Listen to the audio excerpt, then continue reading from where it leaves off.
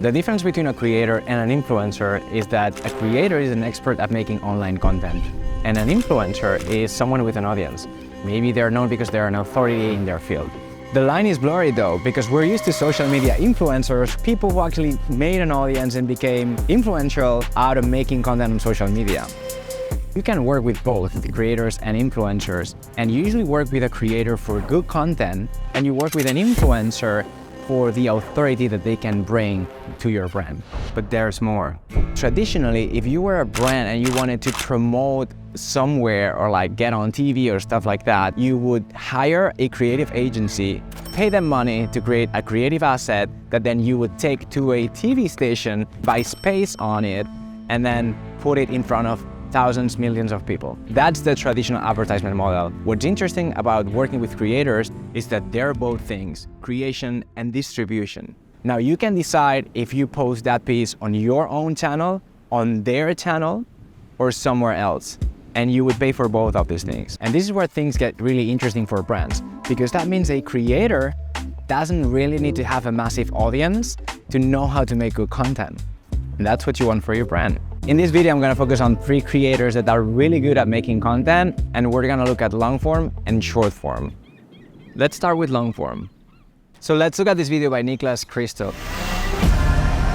It's called 12 must-know drone shots for better storytelling. And it already discloses that it's about the DJI Mavic 3. DJI just launched their new Mavic 3. What we need to understand is that this video is targeted to filmmakers and people who actually want to make nice video and nice storytelling. So he will, as a creator, make a video for his audience, and he'll use his point of view to translate all this world and transfer his authority and his universe to the product. So then he'll go and explain the different features and stuff like that. 4/3 sensor, it can shoot 5.1K up to 50 FPS. But the whole focus of the video is not necessarily presenting the product, and this is the key to good creator content. The focus of the creator videos will never be on your product. Your product will be the excuse to talk about something else. That's why people will want to watch the content. A dolly in. Just like you would have a camera on a dolly and roll forwards, you're just going to fly forwards with your camera. In this video, he's teaching you how to make cool drone shots. That's why people want to watch the video. He just happens to use the DJI Mavic 3. And I think these are a really good example of creator content. You will hire the creator to make the video for you, and then they can post it on their channels, or you can post it on your channel. What you really want is the video to be good and designed for engagement, retention, performance, all these things that creators know how to do that influencers don't need to, because you're hiring them for the reach, not the skills.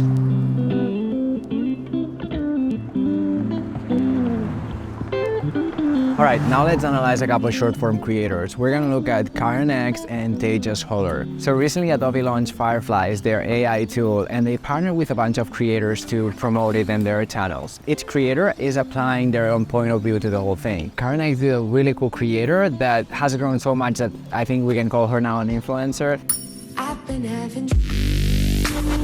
She talks about innovation and like really cool technology like AR, VR and stuff like that. And she uses that to create really cool, amazing video. So I love her video for Adobe Firefly because it's really easy to produce when you think about it, and everything is about the storytelling and the script. Now she starts the video just talking about the features. Adobe just came out with a new AI art tool, and I was supposed to make a video about all the cool new features, like all the different art styles and the ability to change lighting and even the text effects. But then she introduces a twist, and then she says, no, I'm not gonna make this video, I'm gonna talk about ethics and AI. But I decided to make this video about something else. I wanna talk about one of the downsides of AI art. All of a sudden the video takes a turn, and then she's talking about like, if it's cool or not cool for AI to train based on like copyrighted images and stuff like that, and how Adobe is doing it the right way. With very low budget, she's created this really cool piece that people wanna watch. The product is being used to talk about something bigger, which is ethics and AI and commercial use of images and stuff like that. This is completely relevant to her audience, and this could have been in the Adobe channel. Obviously, she's an influencer because has like 1 million followers on Instagram, so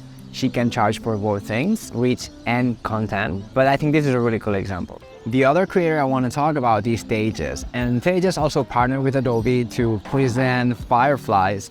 but he did it in a completely different approach. So I struggle with creating YouTube thumbnails. I mean, look at this. My face is all discolored, I don't know how shadows work, and why is the background gray? Because he's a creator and he's starting a YouTube channel, he focused on how Fireflies can actually help creators make better thumbnails. Let's type that into Adobe Firefly, click widescreen, and boom. So completely different approach, but still talking about the product and still making it relevant for his audience. The brand could have posted about this and people would have perceived it as an ad, but because creators are posting in their own words and explaining in their own terms and focusing on different aspects of the product, now the conversation is decentralized and it has a lot of different angles. Creator content, it's all about the skills and how good the content is and how the storytelling can actually connect with the relevant audience. Now, how do you know if the creator you want to work with has the skills to make the video perform well? How can you assess that? Well, watch this video next to understand the 4 skills every good content creator has that can blow your brand for free.